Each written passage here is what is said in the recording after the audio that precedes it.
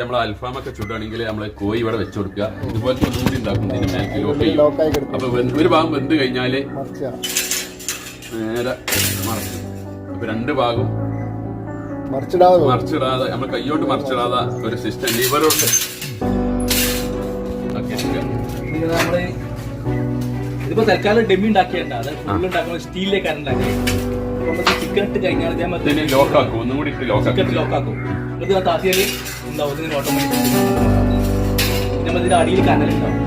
ഈ കനലെന്ത് ചെയ്യും, ചൂട് കൂട്ടണമെങ്കിൽ ലിവർ കൂട്ടാൻ മേലത്താക്കിയാല് ഈ കനലിന്റെ ഒരു 3 സ്റ്റേജ് ഉണ്ട്. Full systematic.